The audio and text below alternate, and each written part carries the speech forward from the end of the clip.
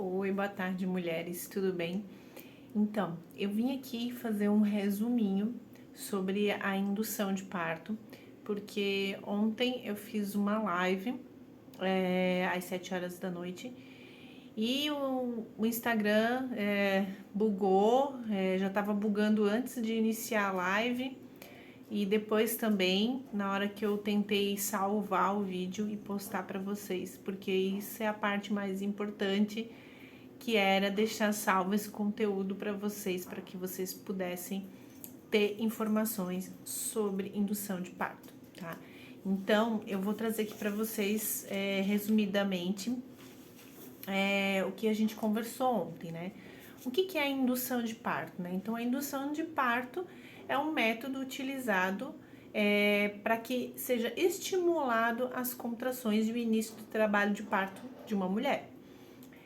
E quando que isso é indicado? Bom, pode existir alguns tetos para algumas gestações, né? Então, por exemplo, quem tem hipertensão gestacional, quem tem diabetes gestacional, existe um teto limite que é considerado, vamos dizer assim, uma segurança, né? Até ali é seguro, de continuar a gestação. Então, a partir daquele teto, é indicado fazer indução de parto, ou seja, estimular o trabalho de parto dessa mulher.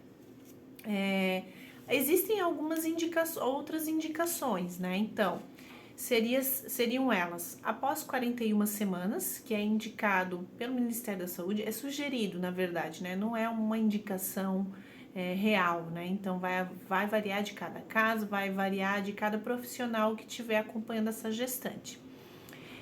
Ruptura da bolsa prematuramente, síndromes hipertensivas, óbito fetal ou malformações, diabetes, doenças renais ou doenças pulmonares crônicas ou trombofilia, restrição de crescimento, infecção da bolsa amniótica ou das suas membranas, diminuição do líquido, né? Então, assim, a diminuição do líquido, lógico, não é assim da noite para o dia, né? Feita uma avaliação, todos esses itens aqui, né?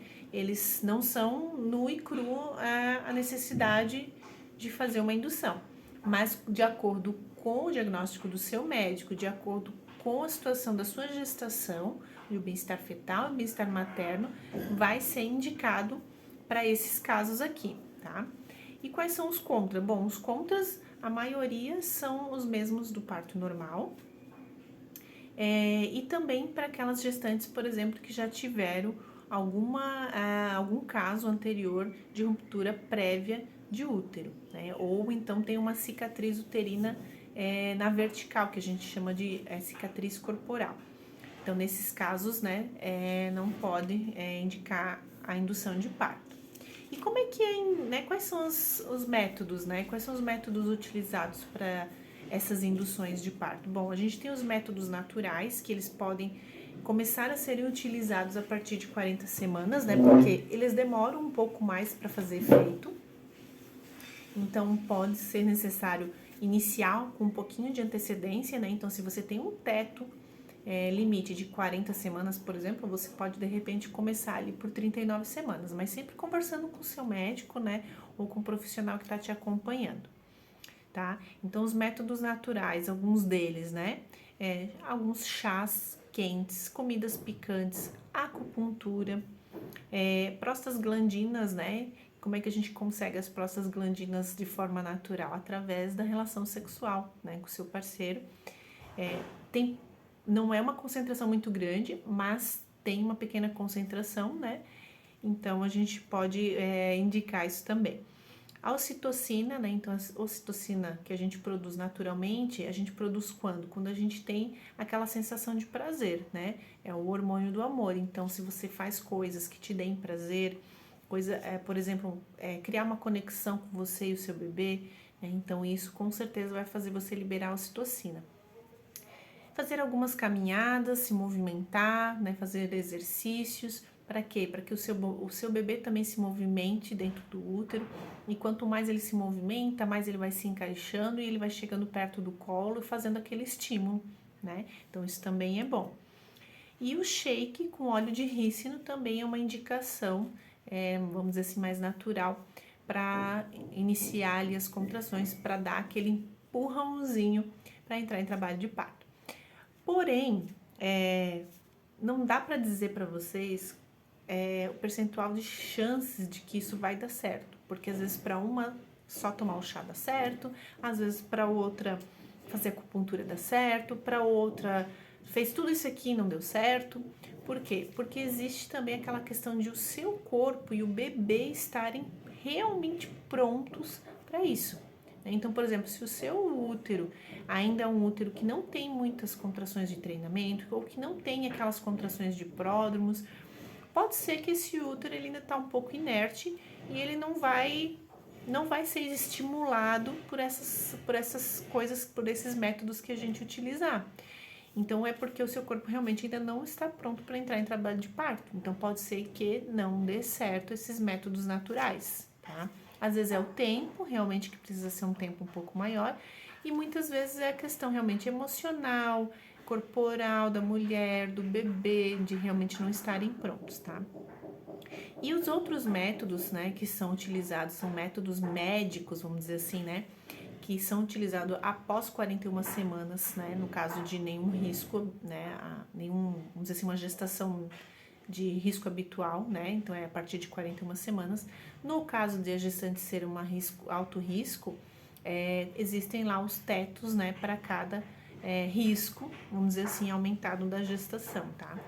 E no caso aqui, acima de 41 semanas para quem para quem é de risco habitual. Então são os métodos farmacológicos, né? A gente tem os métodos farmacológicos, que são os medicamentos, e a gente também tem os métodos mecânicos, né? Que são feitos em ambiente hospitalar ou não, mas que são feitos por profissionais da área da saúde, como a enfermeira obstetra e o médico obstetra, tá? Então os mecânicos são o balão de Krause, o descolamento de membranas, tá? Esses dois, às vezes, eles podem ser feitos no próprio consultório, e o descolamento de membranas pode ser feito até em domicílio, pela enfermeira obstetra, se você tiver o acompanhamento de uma, né? E pode ser feito no consultório pelo médico também, claro. E, assim, esses dois métodos, assim, têm resultados bons. O descolamento de membranas, muitas vezes, ele pode ser realmente o start, né, para o seu trabalho de parto começar, e é uma oportunidade que você tem de começar o trabalho de parto em casa, né? Então, a partir do momento que você começa o trabalho de parto em casa, você dá andamento normalmente, né, como um trabalho de parto natural que começou espontaneamente, tá? Tem outro método mecânico também, que é o rompimento de bolsa amniótica. Às vezes a bolsa ela rompe sozinha, né, espontaneamente, e a gestante entra em trabalho de parto justamente por esse motivo, tá? Ou se a gestante não entrar em trabalho de parto, né, pode ser uma das indicações iniciar a indução de parto com outros desses métodos. E pode também ser um rompimento de bolsa artificial, né? Então, às vezes, aquela gestante que ela já tentou outras opções e ela não quer tentar, de repente, uma medicação, quer tentar todas as opções mecânicas primeiro, essa é uma das opções. Tem os seus prós e contras, tá, gente? Todos eles têm os seus prós e contras, porque são todas intervenções, né? Então, é importante vocês estudarem para entender direitinho qual que é o pró, né? O que é bom, né? E o que não é tão bom naquela opção que você escolher, ou que você vai colocar no seu plano de parto, tá? Os farmacológicos, então, são as prostaglandinas, que é o misoprostol, né? É um comprimido que é colocado no colo do útero a cada 4 horas. E esse comprimido, ele vai trabalhar o colo, tá? Ele não vai ter dilatação. Às vezes a mulher tem, mas não é o propósito desse medicamento, né? Ele vai trabalhar o colo. Para daí, então, mais adiante, quando o colo estiver bom, ele poder receber a ocitocina e poder ter a dilatação, tá? E aí a ocitocina é o outro medicamento também que auxilia nas contrações, né, da gestante ali que tá iniciando essa indução de trabalho de parto. E como saber qual que é o melhor, Vanessa? Né? Não sei qual que é o melhor. Como que eu vou saber para colocar aqui no meu plano de parto? Então, a gente não tem certeza, né, de qual que vai ser o melhor para você naquele momento que você estiver chegando no hospital, né? Ou de repente que tiver a opção, de repente, o seu médico de repente não usa balão de Krause, de repente ele não é a favor de descolamento de membranas, ou de repente não dá para fazer um descolamento de membranas porque não tem uma dilatação suficiente para ele fazer isso, que ele precisa, né, ter acesso por dentro do colo. Então, às vezes pode não ter esse acesso e ele não conseguir fazer. Então, como é que eu vou saber, né? Na verdade, você tem que saber quais as opções que existem e estudar os prós e contras de cada opção. E quando você chegar lá no dia, você vai saber, não, dá para eu usar isso? Então você vai elencar, né? Primeiro eu pensei em descolamento de membranas, depois se não puder, de repente, então, não sei, depois que você fez toda a parte natural, né? De repente tentar botar um balão, não dá para botar balão, então de repente vamos com miso, e daí de repente antes de botar a ocitocina você pode ficar um tempo sem nada, ou de repente daí botar o balão, se de repente com miso já deu uma dilataçãozinha ali, então você tem várias opções que você vai conversar com o médico que está te atendendo na hora, né, ou com o médico que te acompanhou, se você contratou, ou com o plantonista, né. E o médico, ele também, os médicos, as enfermeiras, né, o atendimento lá que vai te dar o suporte, eles vão avaliar esse colo para realmente te indicar a melhor opção, né? E esse índice que é avaliado é o índice de Bishop. Esse índice, ele vai avaliar como que tá esse colo, né? Primeiro, como que tá a posição do bebê, se tá alto, se tá baixo, se tem dilatação esse colo, se não tem dilatação, quanto, né, de dilatação que ele tem, a textura dele, se ele tá firme, se ele tá médio, se ele tá macio, ele tá amolecido, se ele tá, a posição dele, né, se ele tá um colo ainda posterior, né, ele é viradinho para trás, então esse colo para ter uma dilatação, começar uma dilatação boa em nascimento, ele tem que estar mais centralizado, ele tem que vir para frente. Então, como que tá essa posição e como que tá a espessura desse colo, né? Então, tudo isso é avaliado nesse índice e o médico ou a enfermeira, ela vai avaliar e dar uma pontuação. E essa pontuação vai dar uma base para esse profissional, para ele avaliar qual que seria a melhor opção, para ter menos riscos de uma falha de indução, né? Então, por exemplo, se tiver menos que 6, né, a pontuação de todos esses itens, né, o médico sabe que ele tem que preparar o seu colo primeiro, né? Então, qual que é o medicamento que vai preparar o seu colo? O balão, de repente, o descolamento de membranas pode começar a dar um estímulo, né, ali nas prostaglandinas, e o comprimido de misoprostol, né? Mas deu acima de 6 a pontuação. Então, ali acima de 6 quer dizer que esse colo já tá um colo, né, razoável, um colo que já pode, de repente, receber ali uma ajuda de ocitocina, se for realmente necessário, né? Se essa mulher não estiver com contrações ritmadas, né? Então, a ocitocina, ela não precisa ser utilizada como regra, como padrão, mas se ela realmente não tá com as contrações ritmadas, depois de um certo tempo, né, já tiveram uma conduta expectante, né, que é de esperar e aguardar o tempo, né, e ainda assim as contrações não estão aparecendo, não estão com ritmo, não estão intensas, não estão duradouras, então de repente a ocitocina pode ser utilizada ali para dar andamento naquele processo de indução. E se tiver acima de 8, né, então quer dizer, esse acima de 6 quer dizer que já pode ser utilizado, pode ser estimulado ali a dilatação, que é um colo razoável para bom. Tem alguns riscos de falha de indução ainda. Quando está acima de 8 essa pontuação, ela já tem altas chances realmente de evoluir para um parto vaginal, tá? Então, isso vai ser avaliado no dia e na hora que você tiver lá na indução. Mas é importante, como eu falei, você saber os prós e contras de cada método e realmente elencar lá no seu trabalho de parto, olha, eu gostaria de começar com esse, né? Porque ele é menos invasivo, ele é mecânico, eu não preciso ficar, por exemplo, a ocitocina, você tem que ficar com aquele soro grudado o tempo todo. Ah, porque o miso tem que ser colocado no colo do útero a cada 4 horas, então você tem esse inconveniente, né? Tem o inconveniente de ter que ficar deitada de vez em quando, de ter que ficar um tempo deitada para aquele comprimido se dissolver e ficar ali naquela região. Então tem inconvenientes que podem interferir emocionalmente no teu trabalho de parto e no desenrolar dele, né?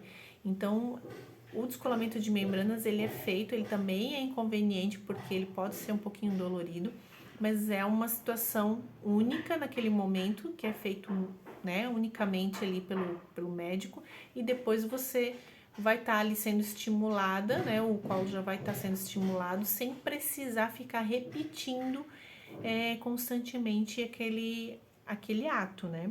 Então tem ali os seus prós e contras, como eu falei, né? E aí, então, na hora você vai saber. Ah, posso, né, descolamento de membranas? Não, não pode. Então, qual que é o próximo? Ah, balão. Pode balão? Não, não vai dar por causa disso, né? Então, você tem que sempre perguntar por que que não vai dar. Por quê? Por que que eu não posso tal coisa, né? Aí eles vão te explicar, tá? E existe sim, né, o risco, né, de falha de indução, né? Então, o maior risco deles é de realmente você precisar ou de uma cesariana intraparto, ou realmente a tua indução falhar e você não entrar em trabalho de parto de jeito nenhum e ter que fazer uma cesariana, a depender de cada situação, né? Lógico, de quanto tempo que você tá. Porém, é importante dizer aqui que a indução, ela pode sim ser mais demorada para se iniciar do que um trabalho de parto espontâneo, tá? Então, depois que entrou no ritmo, vai continuar o trabalho de parto normal, como se fosse um outro trabalho de parto natural que iniciou espontaneamente, tá? Mas para pegar aquela indução, que a gente diz pegar a indução, pode ser um pouco demorado, né? Então, pode ser um pouco demorado você chegar naquela fase ativa de parto. E a partir do momento que você chegar ali na fase ativa de parto, você segue o trabalho de parto normalmente, né? Como se fosse espontâneo, tá? Então, assim, ó, a gente tem que considerar também que às vezes as pessoas acham que talvez a indução é um pouco mais difícil, mas a gente tem que considerar algumas coisas, né? Então, assim, o trabalho de parto, ele é, olha, não vou dizer 100%, mas nos 90% emocional. E se a mulher, né, ela já vai com ansiedade, né, de fazer uma indução que ela não conhece, que ela sabe que ela vai sofrer intervenções porque é necessário, ela já vai estar ali indiretamente atrapalhando um pouco já aquele processo de trabalho de parto, né, de iniciar por causa do emocional dela. E tem outra questão também, que é a questão do ambiente, né? Então, assim, geralmente o trabalho de parto, se não pode ser iniciado com balão ou com descolamento de membranas, né, no consultório, ela vai ter que estar dentro do hospital, né? E como eu falei, pode ser demorado para iniciar o trabalho de parto. Então, às vezes a mulher ela pode ficar 1, 2, 3, às vezes até 4 dias tentando uma indução. E cada dia que passa, né, vai aumentando a ansiedade, vai talvez causando alguma frustração, porque tal coisa não deu certo como imaginava, e já tentaram vários métodos, né? Então, assim, os médicos também vão te oferecendo vários métodos antes de realmente dizer que foi uma falha de indução, né? Então, isso vai trazendo uma certa angústia e vai aumentando a sua ansiedade. Então, isso também pode atrapalhar, né? Então, a indução não é que ela é mais difícil no sentido de o trabalho de parto ser mais difícil, né? Mas sim pela situação que a mulher se coloca, né? De ter que estar dentro do hospital, de ela ter que esperar, de repente ela não dormir bem, porque de vez em quando vem alguém lá, de ter que fazer um toque, de ter que fazer uma medição, de ter que fazer algum procedimento. E essa mulher, ela vai se cansando, né? E é natural que essa mulher vai se cansando, né? Então, o ambiente, ele pode realmente atrapalhar, né? Por isso que a gente sempre tenta informar a gestante para que ela questione realmente o médico dela, se ela não pode fazer uma indução através do descolamento, ou então do balão, ou então de métodos naturais, para que ela possa pelo menos ter essa parte em casa, né? Essa parte inicial. Claro, tudo dentro das possibilidades, né? Falando aqui de gestantes de risco habitual, tá?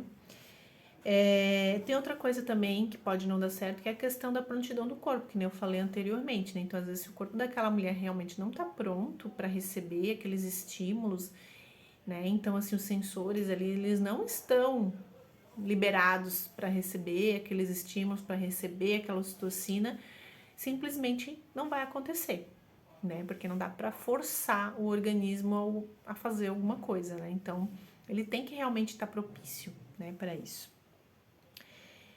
E a questão do bebê não nascer de parto vaginal também tem a questão da desproporção cefalopélvica, né? Então, assim, isso só vai ser avaliado lá no final, quando a gestante estiver com os 10 centímetros na fase, né, entrando ali na fase do expulsivo, e então o médico ou outro profissional, né, a enfermeira, diagnosticar realmente que esse bebê não está descendo e que passou-se ali de repente 2, 3 horas, 4 horas e esse bebê realmente não desceu. Então, eles podem, né, diagnosticar isso naquele momento. Antes disso, não tem como saber, tá? Porque muitos bebês que estão altos, eles podem nascer de parto vaginal. Não quer dizer que esse bebê que está alto não vai nascer de parto vaginal, porque o trabalho de parto faz ele descer, né? Só que às vezes esse bebê realmente ele tá numa posição um pouco inadequada que dificulta a descida dele, né? E em pouquíssimos casos, realmente é um bebê grande que não passa na pelve, tá? Então, geralmente, essa desproporção, na verdade, é um bebê que não entrou direito na pelve, é um bebê que não tá numa posição adequada, que tá difícil, né? E às vezes vai muito mais tempo, e às vezes esses dias, né, conforme vão se passando, eles podem sim, por exemplo, trazer riscos de o bebê apresentar dificuldades, né, de repente ficar mais cansadinho, a mãe também já começa a ficar cansada, né, depois de alguns dias de indução. Então, existe esse risco de necessitar realmente da cesárea intraparto, né. E os riscos, né, de se ter uma indução de parto é basicamente os mesmos de se ter um parto normal, né? Porém, a cesariana, ela tem um risco maior, né? Então, a gente sabe que o parto normal, ele é o mais indicado para mães e bebês, né? Em situações de bem-estar, né? Que estão em bem-estar, o bebê tá bem, a mãe tá bem, né? Então, assim, quando existe essa situação, realmente o parto normal é o mais indicado, é o que tem menos riscos para a mãe e para o bebê. Todos os partos têm risco, mas o que tem menos risco é o parto natural, iniciado espontaneamente. Segundo lugar, o parto induzido, né? Porque ele tem ali alguns riscos relacionados com a medicação, ou às vezes as intervenções que são necessárias fazer, porém, ele não deixa de ser um trabalho de parto e um nascimento vaginal, então ele também traz alguns riscos ali do parto vaginal. E a cesariana, que seria a terceira ali das três, né? Que seria que tem mais riscos, né? Então, sim, a cesariana tem mais riscos, né? Então, por isso que é preferível ainda, né? Se não iniciou espontaneamente um trabalho de parto, fazer a indução de parto. Lógico, né? A gente está falando aqui de situações onde estão sendo controladas, né? Então, por exemplo, uma mulher que tem hipertensão ou que tem um diagnóstico de pré-eclâmpsia, né, diagnosticada, ela pode sim ter o seu parto induzido se ela tiver, vamos dizer assim, com aquela pressão controlada, ela está sendo avaliada, ela está sendo monitorada no hospital. Então, tem toda essa questão da segurança também. Se essa mulher chega no hospital com hipertensão e a pré-eclâmpsia totalmente descompensada, ela precisa de um nascimento rápido. E a indução de parto é o contrário disso, né? A indução de parto espera-se que demore até 24 horas para iniciar. Então, não é a opção para essa mulher, né? Então, se essa mulher ela tem riscos associados à espera, né? E ela precisa de um nascimento emergencial, que é emergencial, não é assim, gente, ó. Já escutei assim, ó. Ai, mas ela teve pré-eclâmpsia ou ela tem hipertensão diagnosticada, o médico marcou marcou uma cesárea de emergência para amanhã. Isso não é cesárea de emergência, então ela podia ter se internado hoje e ter iniciado a indução de parto, né? Porque emergência e urgência é no ato, né? Então, assim, a mulher chegou com esse problema no consultório, o médico mandou fazer o exame deu sei lá, uma hipertensão descompensada e ela precisa ir hoje, exatamente hoje, porque ela precisa, senão ela vai ter algum risco maior ainda, né? Então, pré-eclâmpsia, hipertensão de urgência, de emergência é no dia. Ela precisa resolver o nascimento naquele dia, tá? Tô dando um exemplo dessas duas, né? Dessas duas situações que são as mais comuns, mas tem outras situações que é a mesma coisa, gente. Emergência e urgência é no dia, não pode esperar, né? Então, se o seu médico marcou uma cesárea para você de emergência para 2 dias, não é de emergência, né? Você poderia sim ter tentado uma indução de parto, no caso, né? Se realmente foi diagnosticado algum problema de saúde, tá? Então, assim, há algumas perguntas que daí me fizeram, né? Em relação à indução depois de uma cesárea, né? Então, é o meu segundo filho e eu vou ter que passar por uma indução. É mais difícil, não é?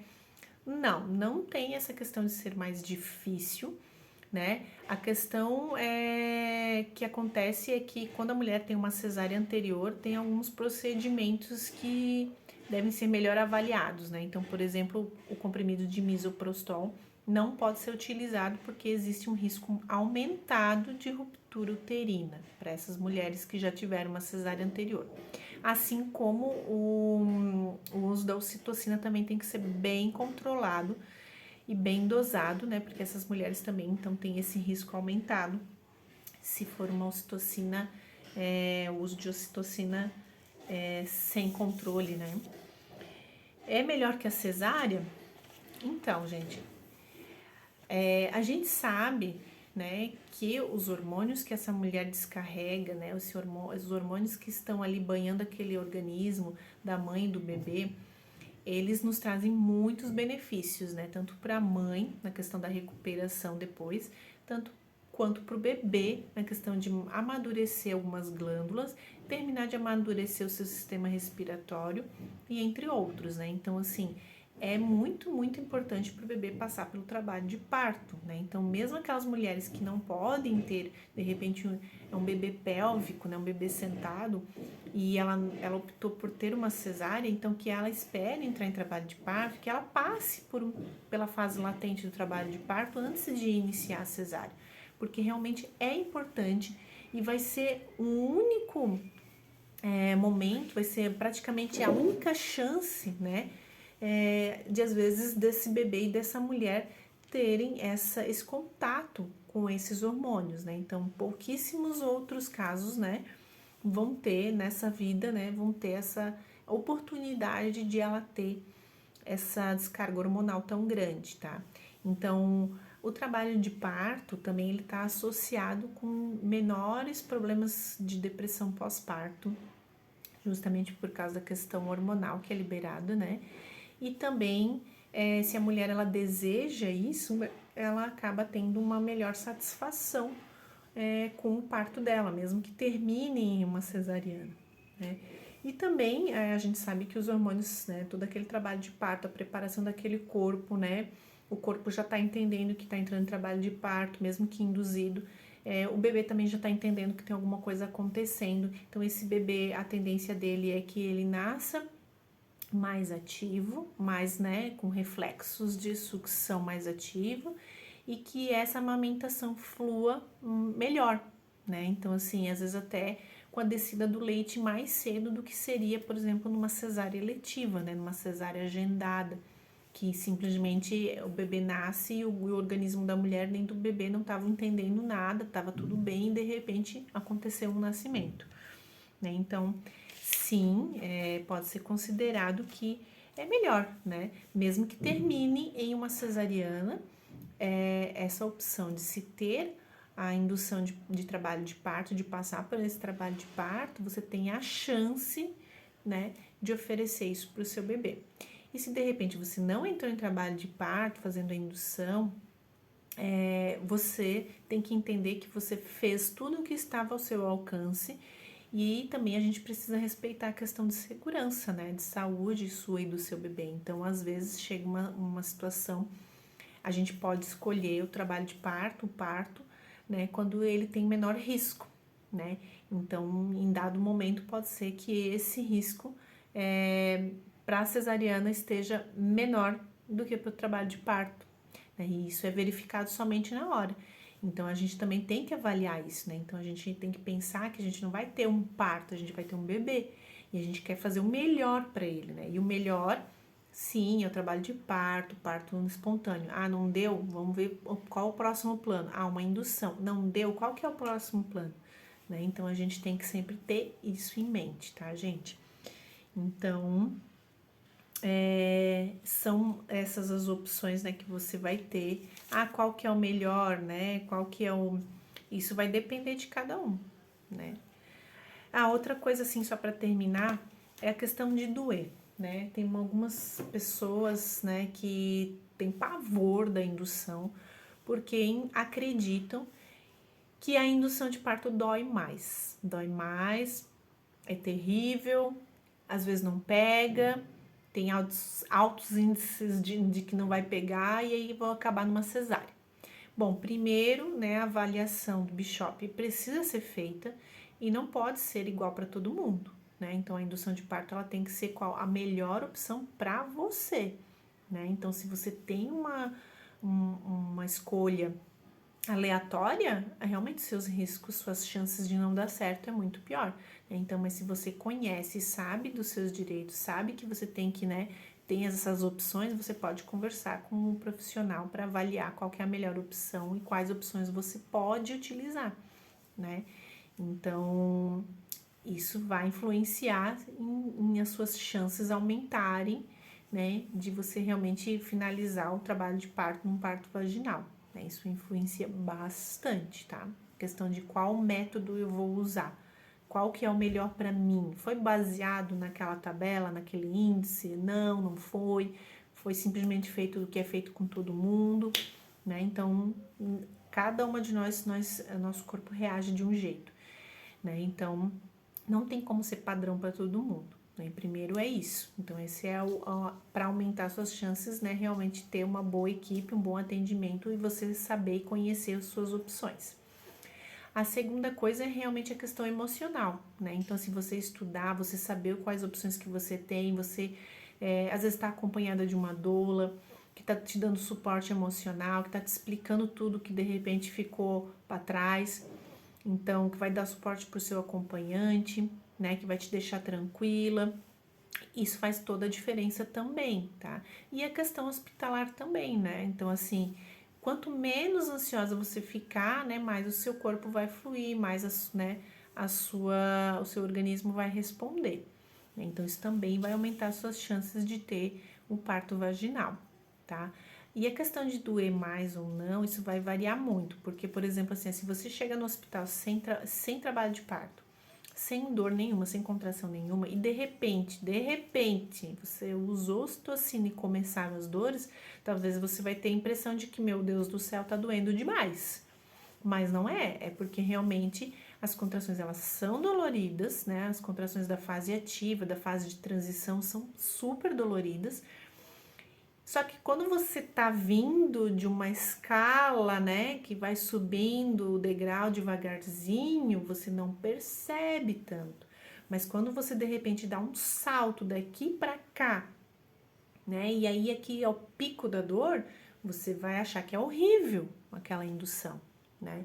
Então tem essa questão da percepção, né, de você começar do zero e ir devagarzinho, ou de repente você dá esse salto e já começa com dores intensas, né? Então você acaba até você se acostumar e tal com aquela situação, você demora um tempo e você pode realmente perceber e entender que dói realmente mais com a ocitocina, mas a dor do trabalho de parto espontâneo também é bastante alta, né?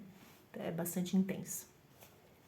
E outra questão também que envolve os nossos hormônios é que a nossa ocitocina endógena, que é a que a gente produz no corpo, ela conversa com o nosso sistema nervoso central E a gente recebe uma resposta feedback do nosso sistema nervoso central através de beta-endorfinas, que são hormônios que nos trazem bem-estar e alívio, sensação, né, de relaxamento. Então, cada vez que tem ali picos de contrações, picos de ocitocina no teu corpo, em seguida você vai ter essa sensação de relaxamento gostoso, de repente, às vezes até querer dormir, né? Então você vai ter isso quando você tem só a ocitocina endógena, né, trabalhando. Então talvez você demore um pouco mais para chegar naquela intensidade toda, né, de repente aquela beta-endorfina já não tá mais dando conta. Porém, quando tem uma ocitocina sintética junto, essa ocitocina sintética não conversa. Então fica meio desproporcional, né? A ocitocina que tá ali agindo com as beta-endorfinas que a tua endógena chamou, né? Então fica meio desproporcional. Isso pode dar menos sensação de relaxamento entre uma contração e outra, e parece que daí então as contrações ficam mais intensas, né? Então, esse pode ser também um dos motivos, tá? Então, mas varia muito, tá? E assim, a questão da dor, gente, é uma coisa eu dizer pra você, sei lá, que dói quando alguém aperta o meu dedo, eu digo que dói, e a pessoa aperta no seu dedo, você diz que não dói, né? Cada um tem uma sensação diferente, cada um percebe a dor diferente. Também tem a questão emocional, né? Então, se você tem na cabeça que a dor faz parte, você aceita ela melhor. Mas isso é assunto para um outro vídeo, tá, gente? Mas realmente a questão da dor é muito pessoal. É muito pessoal. A forma como eu sinto não é a forma como você vai sentir, tá? E não quer dizer que a indução vai ser mais dolorida, né? Por ser uma indução, né? Então, a partir do momento que ela começa ali, a progressão, ela é um trabalho de parto, né? Ela segue ali progredindo como um trabalho de parto normal, como outro qualquer, né? Tá certo, gente? Então, era esse o conteúdo que eu queria passar pra vocês ontem. E deixo aqui, então, acho que agora ficou até mais organizado, porque eu fiquei super preocupada na live com a questão do Instagram que tava bugando. E aí acabei perdendo um pouco o foco, mas o conteúdo que eu precisava passar para vocês está aqui, tá? Eu espero que tenham gostado, e se tiverem dúvidas, eu fico à disposição, tá? Ah, e outra coisa, no dia 24/7 nós vamos ter um encontro, vai ser em outra plataforma, não vai ser aqui no Instagram, então se você tem interesse de participar e saber um pouquinho mais de como se preparar para o seu parto, participe com a gente, tem o link na bio, né? Se inscreve, entra no grupo que eu vou passar o link de acesso lá naquele grupo, e aí a gente vai poder conversar. Outra coisa que eu queria dizer esse evento é 100% gratuito, tá certo?